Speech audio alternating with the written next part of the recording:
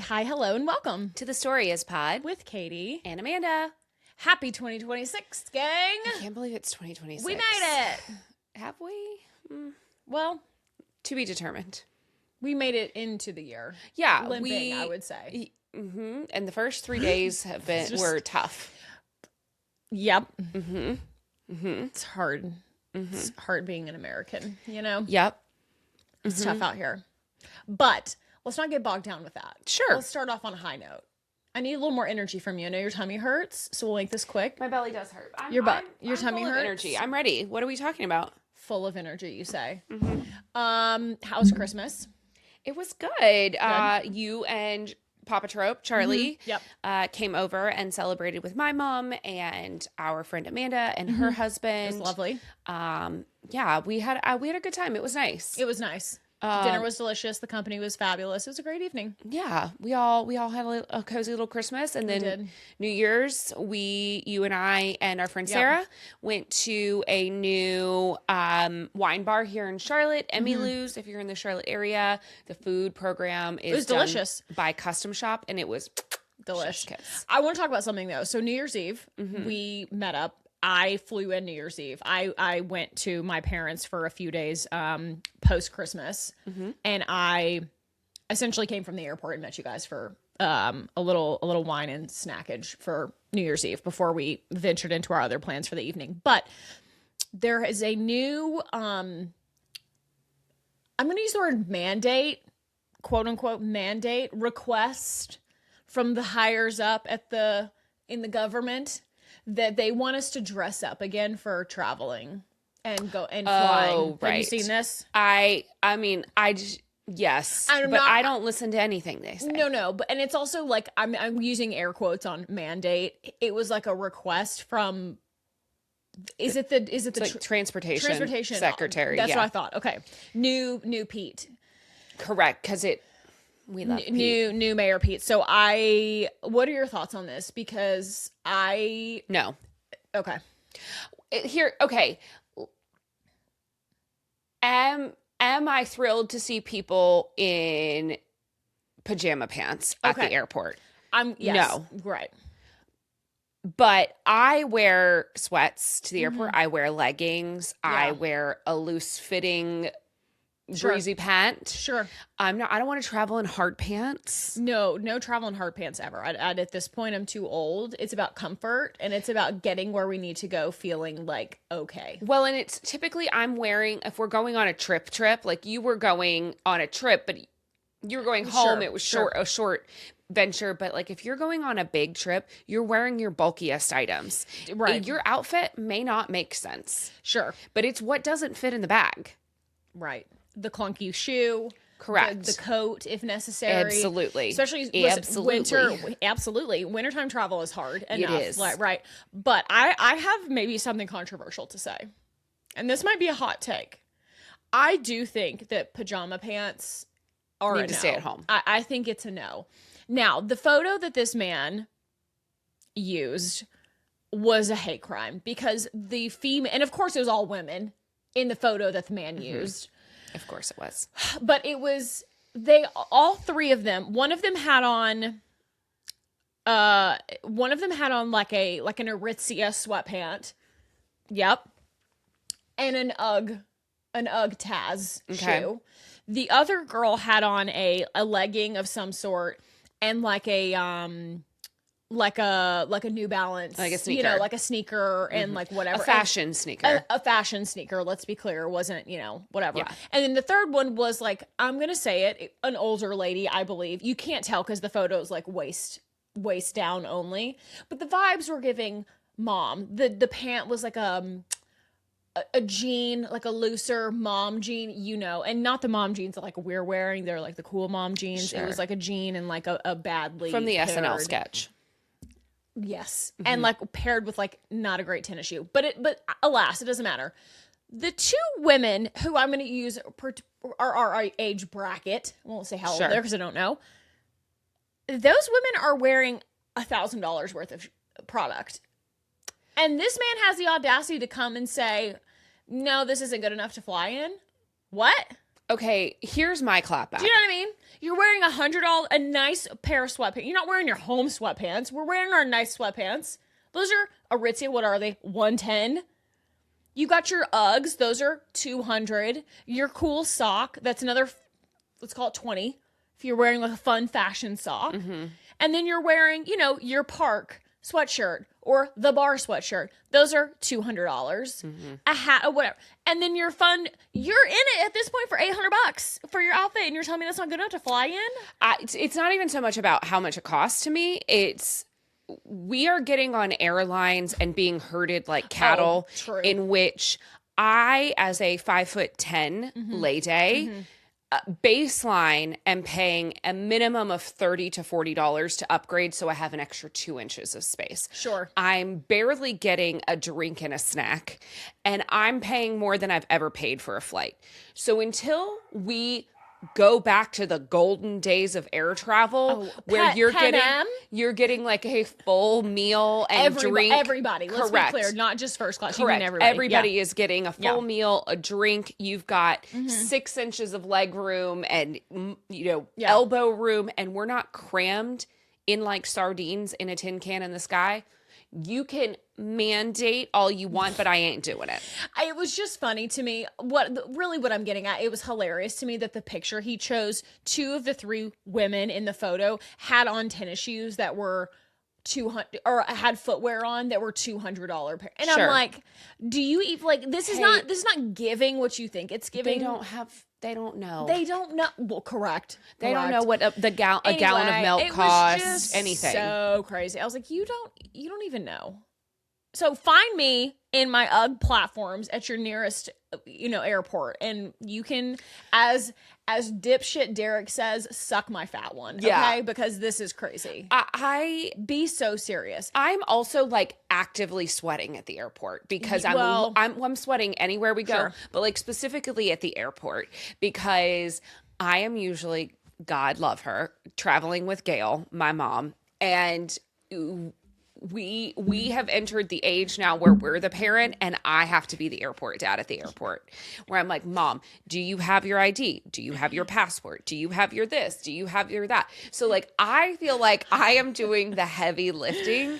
I need layers, which I can shed. Sure. We just like, I can't be bothered with wearing a slack on a plane. Sure. I'm also at a point too where like, call me old. Yeah, I'll never beat the allegations. The backpack is getting hard because it hurts my back to carry the backpack.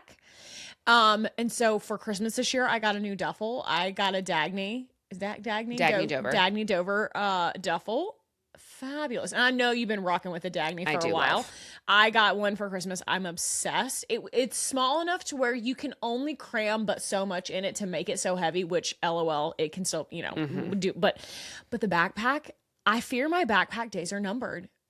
What is one to do and I'm talking about for a big trip. I'm talking about a big trip. You take the big suitcase, you've checked the big suitcase. Yep. What are we using for the carry-on that's not the tiny rolly that's not murdering my back? Oh, see, I am a chronic overpacker. So you're better than me. You can get like a week-long trip in your carry-on plus whatever. Sure. I cannot. I just, there's too many needs. My skincare barely fits in that. So I do the little like rolly, and then I have my duffel. So my duffel like will go under the seat, and then I'm putting up top. So if you're going on, so when you go to Europe this summer, and you're checking a bag, you're checking your big bag, and then you're also taking another small rolly and the duffel. That's the move. Yeah.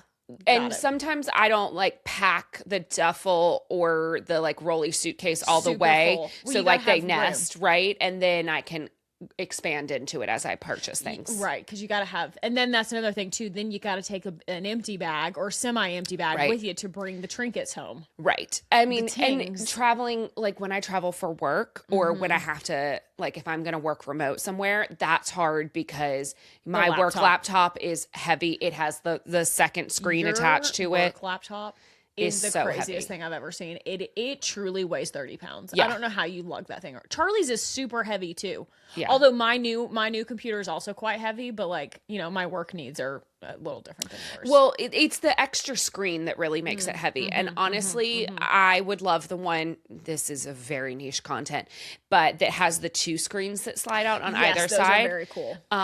Because I, at minimum, need 3 screens. Yeah, and to you operate. got that second screen from you. from me. Yeah, right, when you left. I bought myself a new one. I never got back. Oh, you did? Yeah, but I haven't okay. Because once you put the sticky stuff on it Yeah. to adhere it to your laptop, that's the laptop. That is laptop now. And I go through work laptops quite quickly. Sure. So, do you think, I know that this is a you know, a debate as old as time. At the airport, I believe that there are airport etiquette and there are airport rules. yeah. When you go to the airport, Except about drinking, because I feel like everybody can get that's part of it. Oh, okay. That goes into this. Okay. But like airport drinking time, there is no time that's too early. Correct. The rules are no rules at the Sun's airport. over the yardarm somewhere. That's exactly right. You're at the airport and we're here, we're on time. And if you're getting a drink, presumably you're early for your flight or you're on a layover or delayed. Or nervous. For any of those reasons, you need a drink. Yeah. And a drink is acceptable at any time of day. Mm-hmm.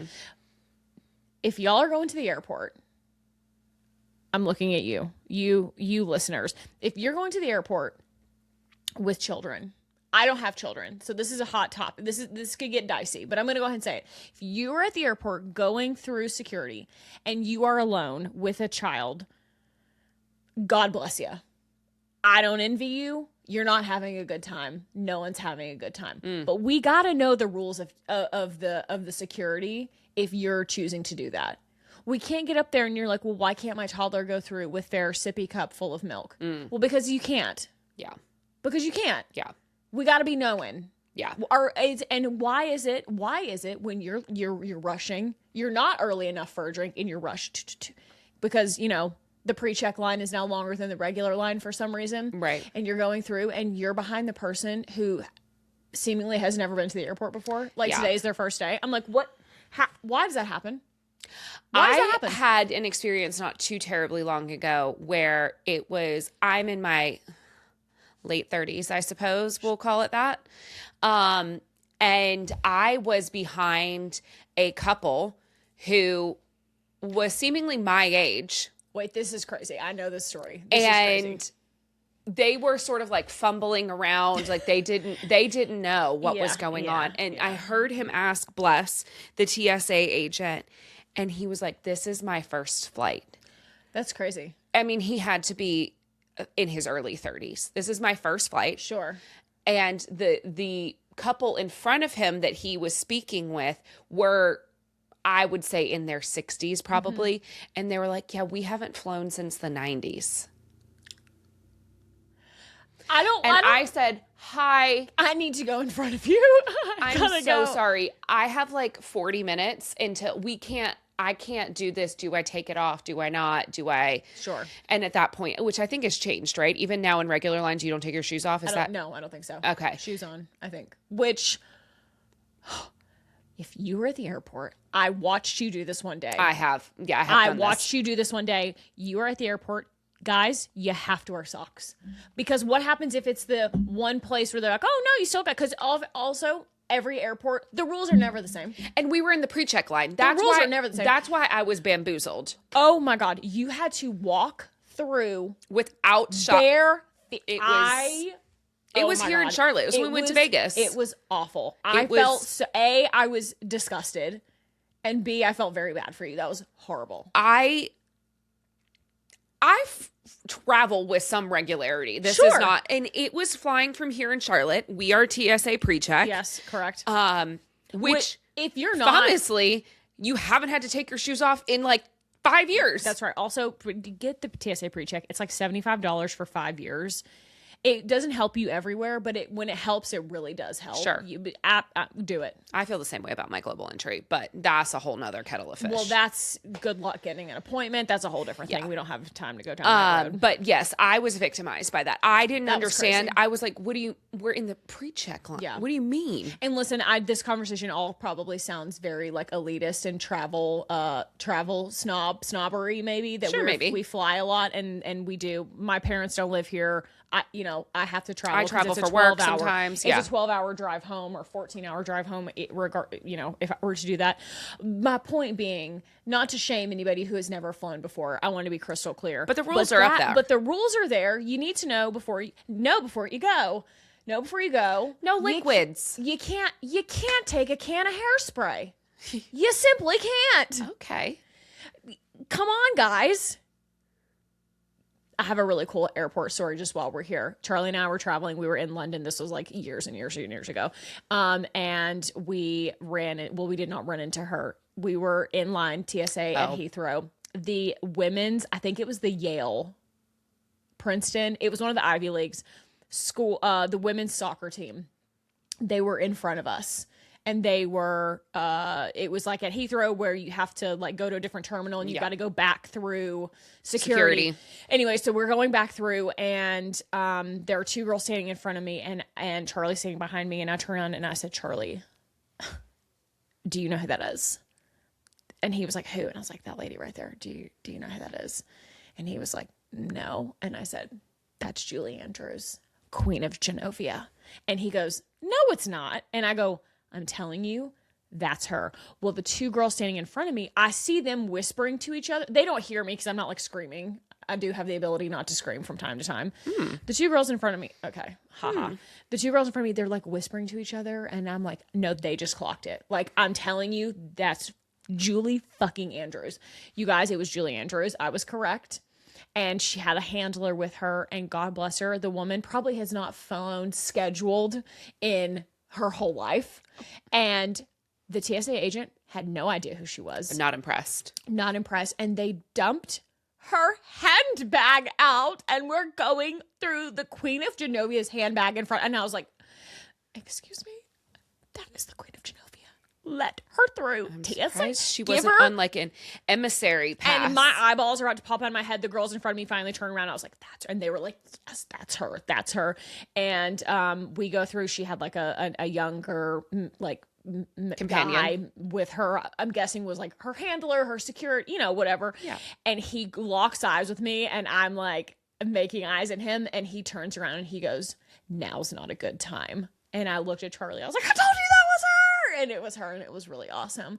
And I really wanted to like start humming like the hills are alive. I needed her to know that I knew who she was, and Charlie didn't allow it. But that's my celebrity sighting at the airport. Not tonight. That's the only one I've got. I don't know if that I've seen anybody at the airport. I don't know. I feel like I like am slow to clock. The only real celebrity encounter I've ever had is I literally like ran into Keanu Reeves on Bond Street in London one time. What? Yeah. That's so cool. He was very nice. He was like, oh my God, I'm so sorry. I was like, I wasn't looking. Neo? Is that you? Wait, but this was like many, many moons ago. I think I might have been in high school.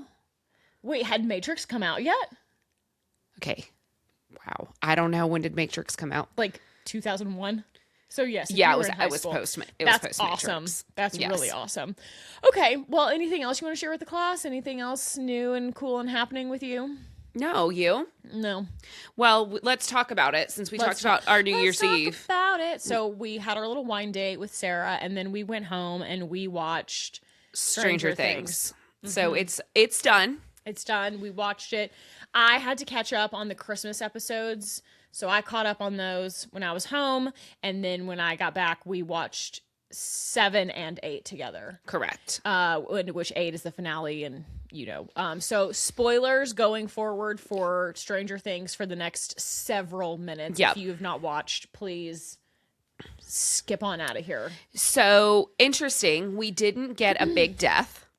I'm shocked. And by big death, I mean like a main character death. Of our Team Good Guys. Right. Team Good Guys made it out unscathed. I'm shook. Yeah. Well, hang on. Not let's back truly, up. but... I guess that depends if you are camp Elle is alive or camp Elle is dead. I believe. You believe. I just think that's a nice thing to like end on, that I believe. And yeah, I also think that if you don't believe, because there's been a lot of chatter online about, will there be more in the future, a movie or this, that, and the other? And if you don't believe, then like what would it then be? what would? Yeah, sure. So that's where I landed. Yeah. Unless it's like Mike like looking for her. And does he find her? Does he not? You know, but that would be weird to do a movie where he doesn't find her. That would be a little odd. Yeah, and maybe in the future, so they breadcrumbed for us Montauk and the Montauk experiment. If you know, you know about that. Which is what they originally wanted the show to be called and where they wanted it to be based. And there's a lot of lore on why that didn't happen. Isn't that so weird? Like, what if the show had been based instead of Hawkins? No Hawkins? That's so weird. And it was Montauk? Well, weird. I think that's where we're going next. Yeah. I think they are saying that it will be a completely new cast, a completely new town, etc. That's what the Duffer brothers are saying. No through line, even with Hopper and Joyce? They are saying that what I have seen out there is new cast. Now, I don't know if that means that we're going to get Hopper getting us there and to Montauk, and then they sort of phase him out. Sure. Or he's not a focal point. Sure. I also thought, there was a lot of, and I thought it was confirmed, maybe I'm incorrect, about the Nancy spinoff. I have only heard you guys talking about it, but I don't know. I think that it would also be an interesting angle to take, that Nancy becomes the investigative journalist who breaks the story about the Montauk experiment. Cool, that would be cool. That would be a nice like tie-in. She moves to the Northeast. That would be we cool. know that Jonathan's in the Northeast. Yeah. And that's how we. Yeah.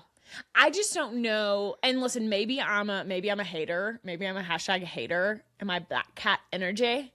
But like, can Nancy really like carry a show? Like, is she, to me, like, she was a cool character in Stranger Things. And I guess it's been so long since like the other seasons that I'm like not remembering the hype Nancy had. But like, that feels like a tough sell for me.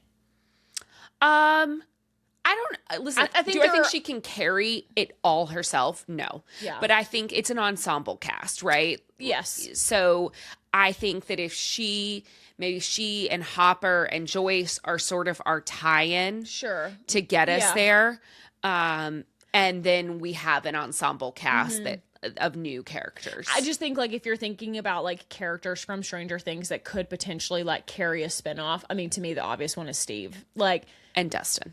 And I think you could pick and choose like a one or two out of there that could like, you feel like they could really anchor a show. Nancy for me feels like a harder sell. But listen, again, maybe I'm being a hater and maybe it'll be great. No, I don't disagree with you. I think that her character, she had such a full character arc from where she came from. That's fair. That in terms of growth, other than leaving Hawkins,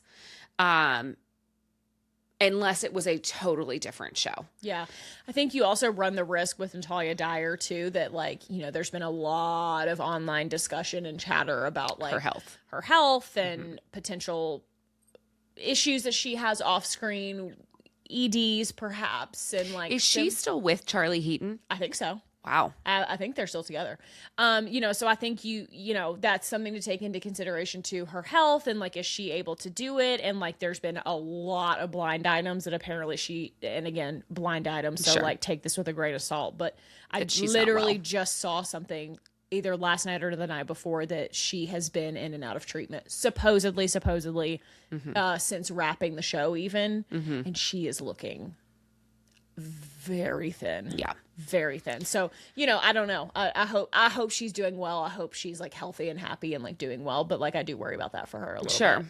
That's listen, I worry about a lot of the people in this cast because we met them when they were so young. And like I look at somebody like a Millie Bobby Brown, right? We met her and she was 10. Yeah. When the show first started, and now she is an adult, and while there were breaks in between filming for this show, it was such a phenomenon, and it's just like any child star. You're like thrust into this limelight, and you're still a kid, yet you're expected to act like an adult, but you can't be too adult-like, and like what that does to your psyche. Specifically the girls. Yeah. Because it's a of course, double standard. Because right, but like, and again, the boys too. Don't get me wrong. But right. Like specifically Millie and Sadie. To me, I'm like, yeah, I really want them to be okay. And Sadie is interesting because she came into the cast a little bit older. That's true. And it was a little bit more established. And listen, Sadie has done, not that Millie hasn't, but, you know, Sadie has done other challenging roles. She was in The Whale. She's on Broadway. Correct. Won a Tony. Good for her, girl. Isn't it so crazy that I think out of the whole cast that she may be like the breakout star in terms of like critical acclaim and like really be the one. I love it. She starred in All Too Well, the 10-minute version music video. Right. Well, and she just recently, this was new in the last couple of weeks, that she was announced that she's going to be Juliet in the West End production of Romeo and Juliet too, with someone opposite her that's playing Romeo that's very famous that I'm not remembering right now. Okay. But it was a big time. But there are a lot of people hitting the West End in the next year. Yeah. Like a lot. It was I wish I could find that article. I'll never be able to find it again. I think part of that too is the hits that have been happening on Broadway have been hitting. Yes. But there have been a lot of shows that have opened and closed pretty quickly as well. Yeah. Yes. So the West End, I think, feels a little more stable. It's not, I shouldn't say it's not as big as Broadway, because it certainly is in its own right. But I think that there are fewer shows. Yeah. There are just like fewer things to draw the attention. Sure.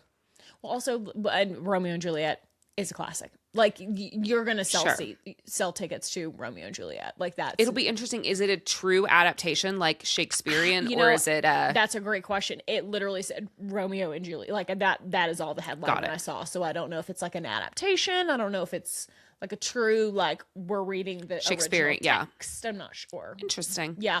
But overall, what are your thoughts? Back to Stranger Things. What are your thoughts overall? I think my initial reaction felt a little bit anticlimactic, maybe. Disappointed is maybe not the right word. I think the farther that I've gotten from it, the more I like it. Okay. Because I do feel like it feels like the end of an 80s film. Oh, okay, sure. That gives you like that bit feel good, exactly. John Hughes. Yeah.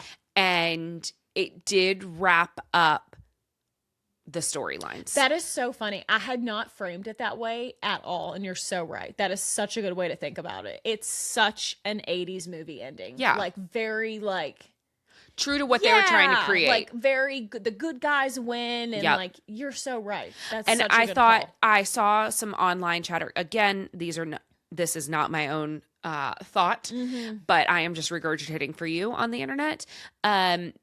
The side-by-side of Dustin and Eddie. And like what Eddie said he was going to do at graduation, flip off the principal. He was going to wear the Hellfire Club shirt. Snatch the diploma exactly. from him. Like, I loved those callbacks. It's so good.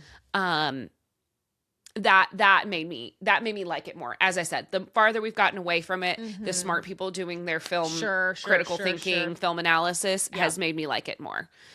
I was major bummed. I thought episode 7 was incredible.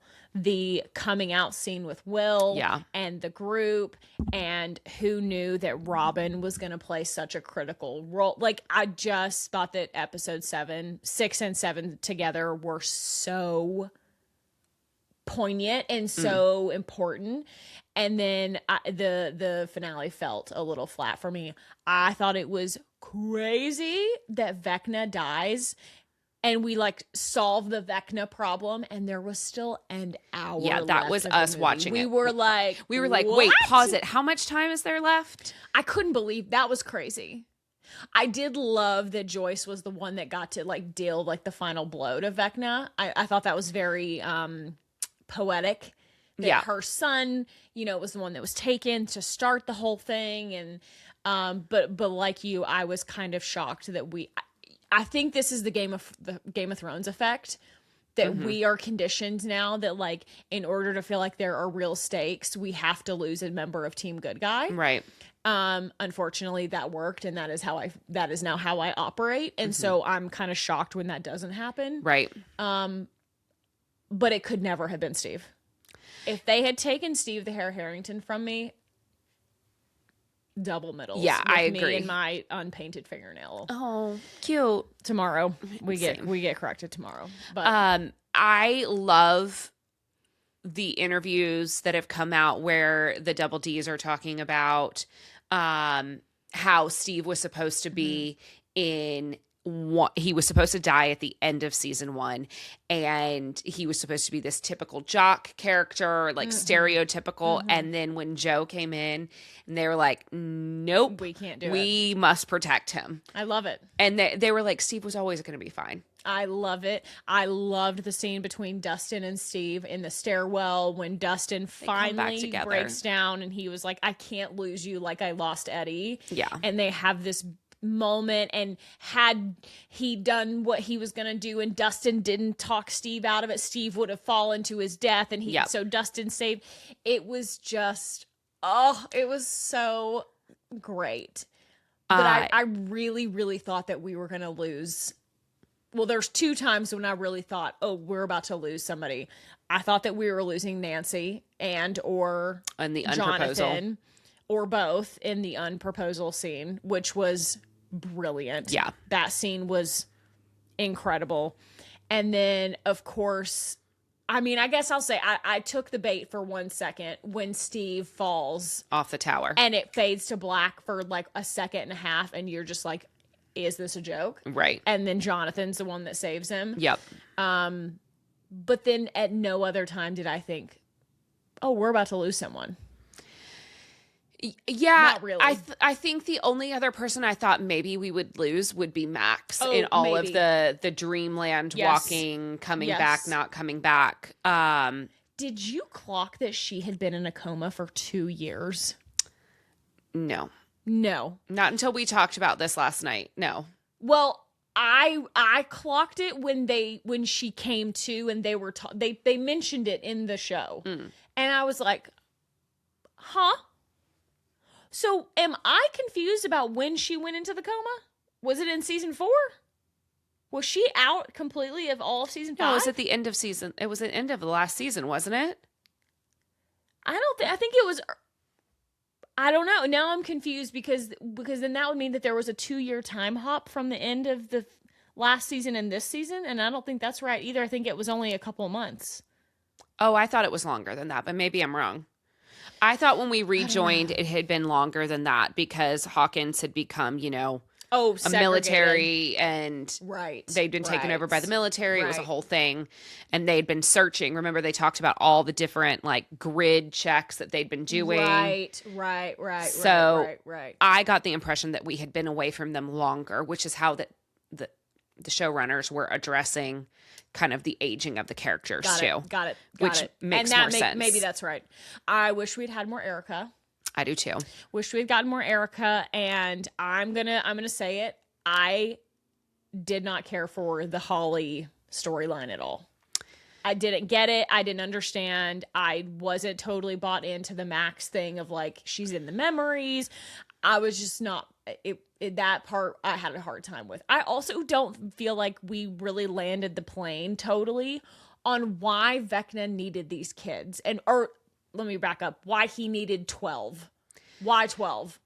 Yeah, I don't know that we got any symbolism behind that either. I was a little confused on that, and he also had an opportunity to like kill them all multiple times and never did.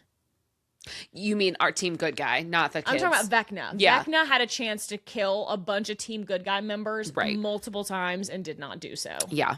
And so I'm just a little confused. I think that would have made sense if when we get the flashback in his memory, again, spoiler. Yeah. That, and he holds the rock and whatever. Yes. And Will's like, oh, so it wasn't you. this happened to you. You weren't inherently bad. Right. And then he makes the decision to say, nope, I am not going to flip to team good guy, even if that is the case. Yeah.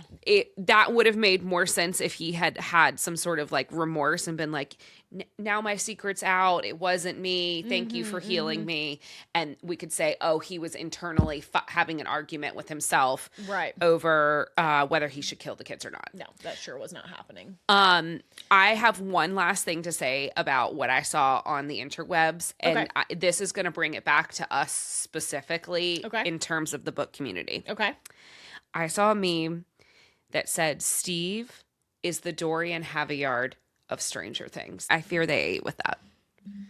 To the original creator, whomever you are, I'm proud of you. Women in STEM. That really got me. And I was like, yeah. I have nothing. Yep. I'm glad I could bring that to you.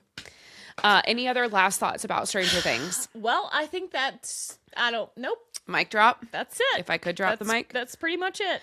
Couple other things that have been happening.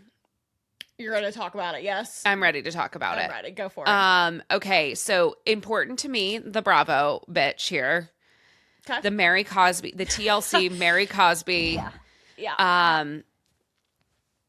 Church cult saga. Docu series. It's a 3-episode docu series, I guess. Fascinating. I am so conflicted, and then I'm like, could I find myself in a cult? Because Mary. I'm gonna hold your hand when I say this. Yes. Oh, okay. Financially, these people are giving a lot of money to this church. You're halfway there in the Taylor Swift fandom. Oh. Fair. Right. Fair. Sit with that for a moment. Okay. Yeah. We're doing good things, Swifties. So for those of you who don't know, Mary Cosby is a person. She's on Real Housewives of Salt Lake City. And she is I'm using this with air quotes, a pastor of a church of some denomination of which I will not name. It is not Mormon, even though it's in Salt Lake City. Mm-hmm. It's a Pentecostal church. Oh, I thought we weren't going to say it. Well, now I've said it. Okay. Some light Googling, or those of you who have ever watched the show. So if you have watched... But to be clear, no divinity training. She just... Correct. She did not go to school for this. No. She just like out here. She inherited her flock from her grandmother, who established this church. And after her grandmother died, it was willed that... We're using a lot of air quotes. A lot of air quotes. Willed that she marry her grandmother's second husband, the only grandfather that Mary ever knew. The only grandfather figure that Mary ever knew. And so they are now married, and they run this church. But they've been married for a long time. Yes. Since Mary was like 26 and he was 20 years her senior. Perfect. So, just like a lot of information. If you've watched Real Housewives of Salt Lake City since its inception, you know that specifically in the first 2 seasons, this was like a big topic of conversation. The granddaddy. I'm not a Housewives watcher, which I know upsets you greatly. Offends me greatly. But I know what's going on for the most part. Sure. Boy, the internet had a lot to say about this. The marrying the step grandfather. Mm-hmm. It's weird. It is not normal. The what's her nuts getting arrested really bailed old Mary out of some hot water. Correct. Jen Shaw and the FBI and all of that helped. Yeah. But there were accusations on the show about her church being a cult at that time. And this was several years ago at this point. And now they have resurfaced, and TLC has done this 3-part episode talking to ex-members of her church. She's still on Yes. the show. And here's what I will say. The reunion will be coming out soon. They filmed the reunion. I Googled. They filmed the reunion on December 4th. This show aired last week sometime in between Christmas and New Year's. And I have to imagine, because they would have reached out to Mary. They say in the show they reached out to Mary and her husband for comment. They reached out to the church for comment. Her lawyers didn't get back to them. Nobody got back to them. That Andy's going to ask the questions on the couch at the reunion. And I am seated and sat for the response. When is the reunion airing? It should be in the next couple of weeks. I think that we are almost done with this season. Got it. I don't know that I have an air date. Tommy, if you have an air date, it's here. But even if you're not into the lore, this will be interesting. Mm-hmm. And I hate it because the Mary Cosby that we've gotten on this season and even some of last season is so much different than the person that we met in the first couple of seasons. Interesting. And she's so much more likable now. But after watching this docuseries, I'm like, oh, I see. Mm-hmm. I see. Mm-hmm. Mm-hmm. Interesting. Mm-hmm. Interesting. This has been vitally important to me over the last couple of days. This is about the fourth time you've heard it. I have, and this is not. I have to be honest with you. This is not where I thought we were headed for this next topic of conversation, which is totally fine. I will. But anything else to say about this? You're just ready? Yeah, I'm ready. Okay. I'll be watching the edits on TikTok. I want to talk about the video heard around the world from New Year's Eve in St. Barth. Oh. So video has surfaced from the New Year's Eve celebrations of a newly single Alix Earle. And Tom Brady. Flirty with Tom Brady. Mm-hmm. Wow. Apparently, there's video all through it because they were there for like a week or something. Mm-hmm. I don't think that they were there together, air quotes, there together. No, she was there on one of her.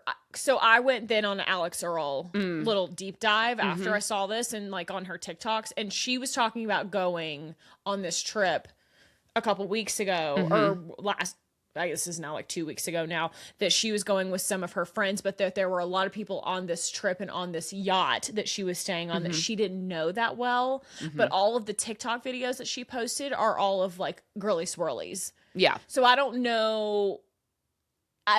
The overlap doesn't seem like that would make a lot of sense, but apparently like all the yachts pull up at the same place and they all get off and go party together. And I believe that is maybe where the connection with Tom, because it looks like they're in a club or like a bar or something. They're like they're probably at like Eden Rock or in one of those like very bougie places that I've never been in and likely will never see, and that's fine. Eden Rock sponsor us. I don't know. What were you saying though, that they were there all week and they were that they're from what I've heard through the grapevine, that we saw videos of New Year's Eve, but that they were pretty cozy, snuggly all week.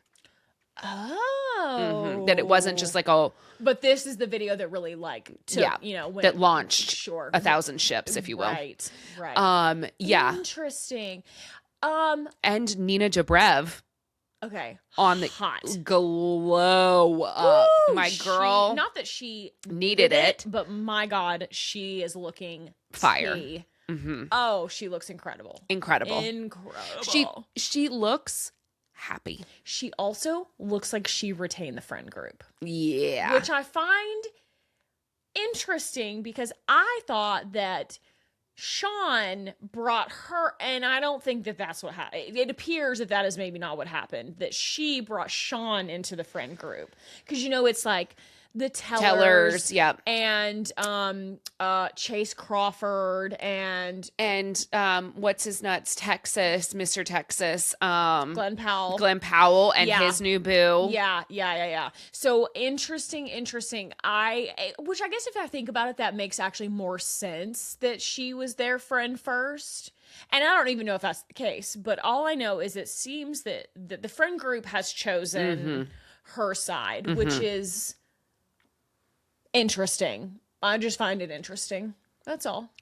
Oh, I don't think it's that interesting based on the videos that she released pretty soon after the breakup. Well, sure. But like Miles is like a really sporty guy. He does I just thought that he and Sean made a lot of sense to be friends. And listen, maybe they were friends-ish or something. Sure. I don't know. I just found it interesting. And I don't know. I guess I was under the impression maybe they were friend group first, but Yeah. I don't think timeline that makes sense. I think she's been friends with Chase Crawford and that crew for quite some time. Yeah, I like didn't before Sean. I didn't know that she dated Glenn Powell.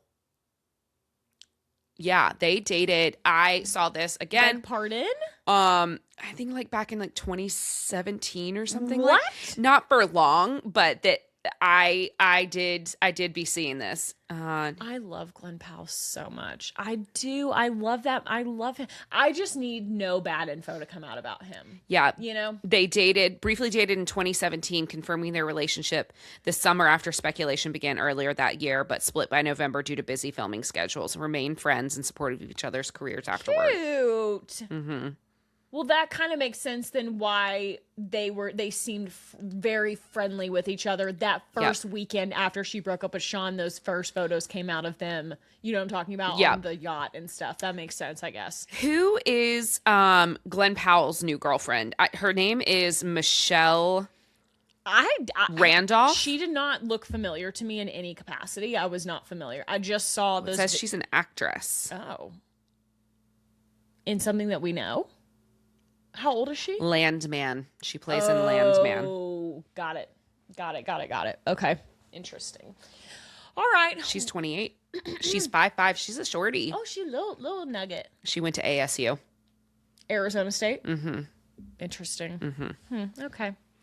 All right. You ready to go into the book report? The book report. The book report. Yeah. Book report. Yeah. Oh, that was a nice pop. Thank you. Kick us off, my girl. Okay, so I finished One Dark Window. Did I talk about this last time? Can't remember. I don't think so, no, because we just talked about Heated Rivalry. I finished One Dark Window. I'm obsessed with it. I love it. I cannot wait to read Two Twisted Crowns. You've been telling me to read this book for quite some time, and you're correct. Yep. Can I tell you why I think it's taken me so long? Sure. Is it YA? Yes. And I understand. Yeah. No need explanation. I understand. Sex sells, baby. But it's really good. The magic system is really good. I really like Rachel Gillig's writing style. You would like it because of like the tarot card. I love a tarot card. Yes. Yeah. So you were correct. Yeah. Claps for you. Thank you. I just finished Daddy Issues by Kate Broderick, I think is her last name. Goldbeck. Okay, that was real wrong. Close. I loved it. Loved it. I did the audiobook of this one. It was so interesting. It is a 20-something girl whose life is not going the way that she thought it would. She thought she was going to go to grad school. It was COVID. Things sort of changed. COVID? Yeah. She ends up moving in with her mom and her mom's partner. Okay.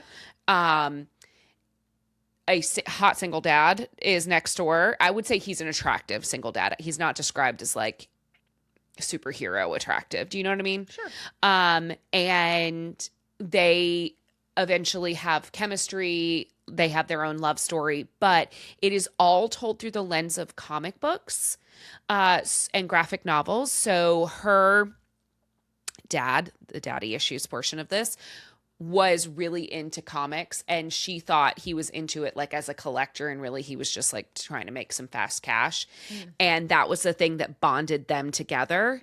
And as she grows older, she realizes that wasn't the case. And because the next door neighbor that she's falling for has a daughter as well, she's also like navigating her own issues with her dad and like what that looks like. And it was just really well done. It made me laugh. It was fun. The comic book angle I thought was cool. It's not something we see every day. Cool. I very much liked it and understand the hype around it. Okay. I am currently listening to The Wolf King. And ACOTAR meets Outlander, but make it wolves. Yeah, I'm not super far into it. Scottish accents. I am doing the audiobook for that reason, because it's Scottish accents. It's delicious. And then I'm reading Conform. Sure. For book club. Yep. And I am also working my way through Game Changer, Heated Rivalry. Sure. Okay. Wow, you got a lot going on. I'm actively reading 4 books right now. Yeah, you're in it deep. Mine is much smaller. I have not been a very good book consumer. If I'm telling the truth. Yes, I've not been good. But I did read a duology since we last spoke. Your Knife, My Heart, and My Blade, Your Back. It's right here. Oh yeah, it's right here. I read this.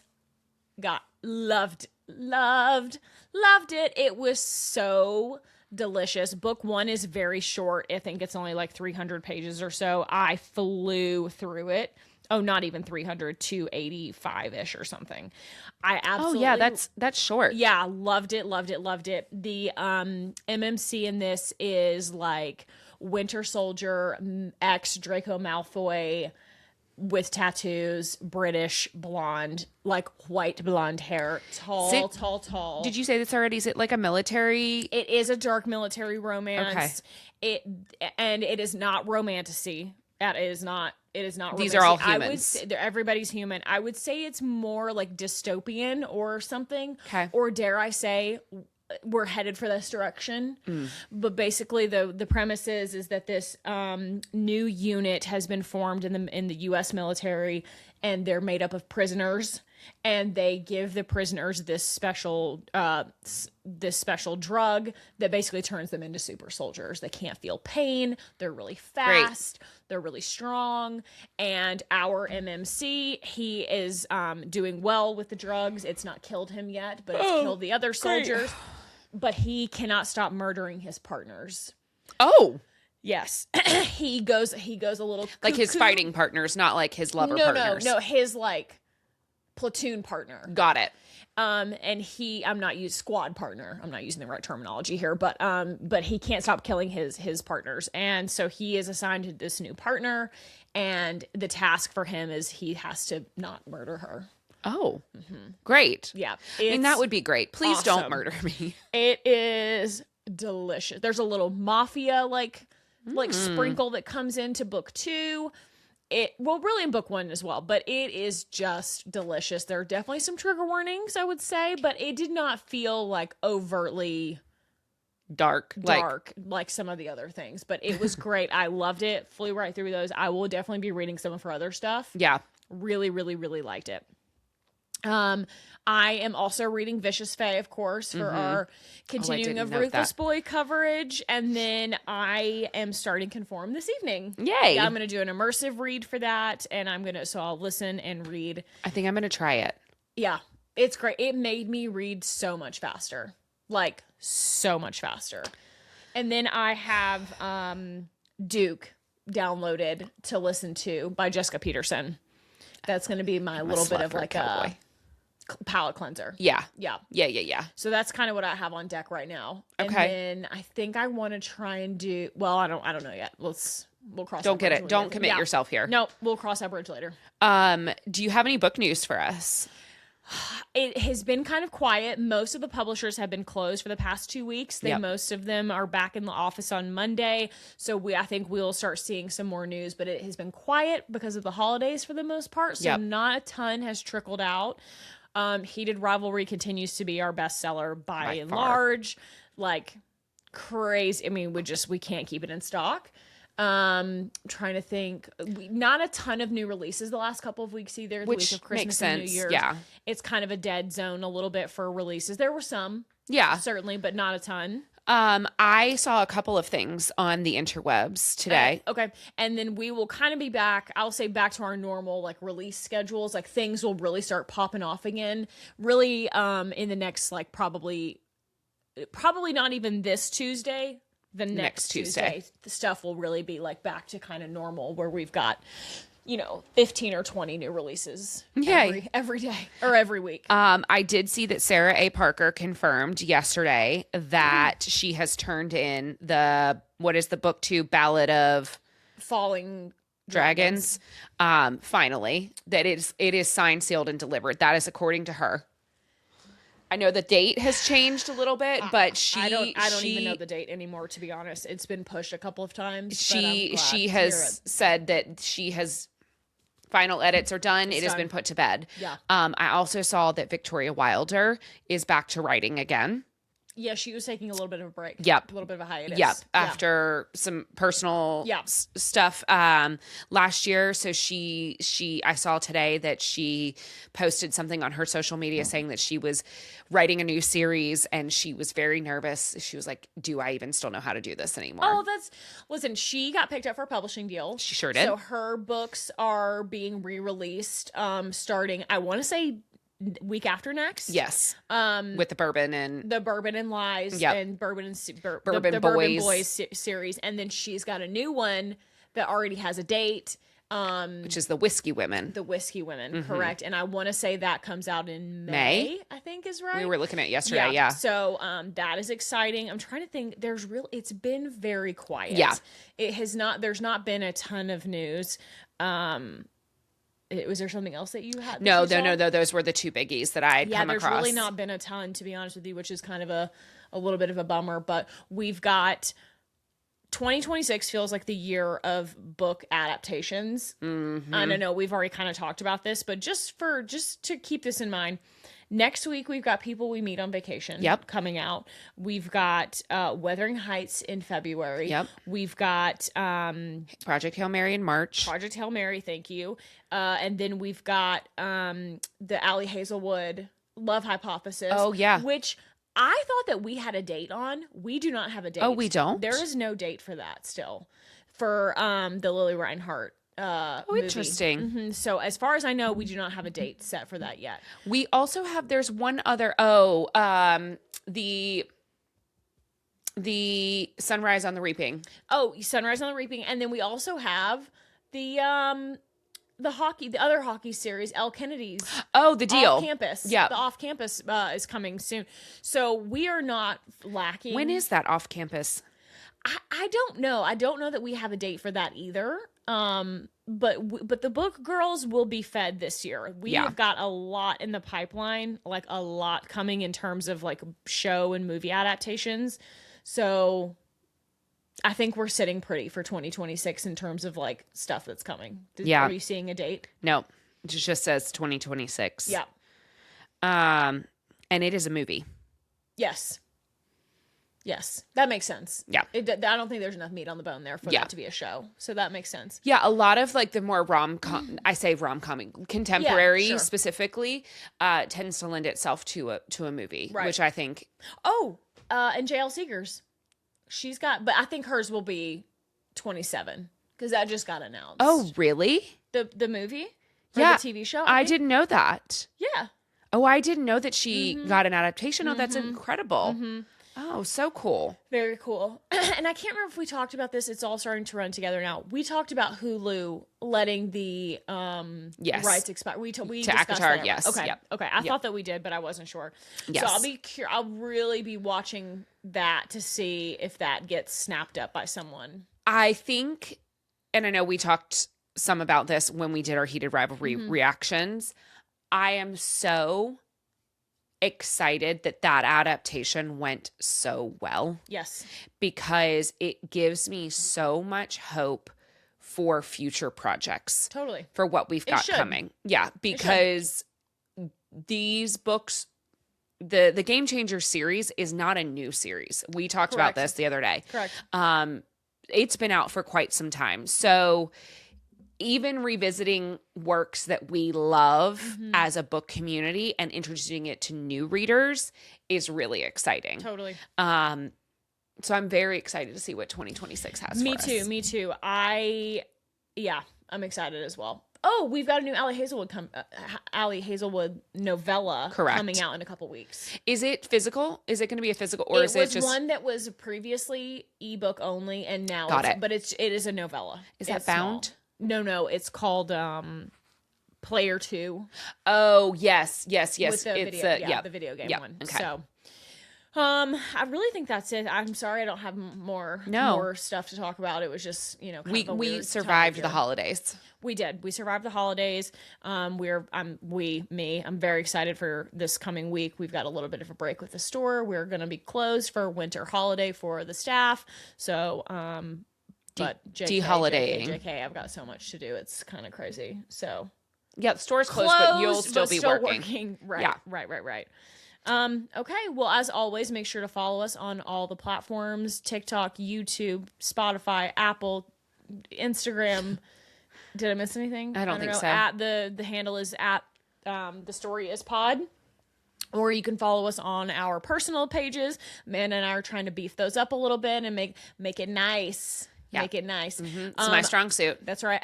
My handle is at That's Katie Mitchell. And I'm at 8ace8. Here. Like reading Rainbow. Yeah.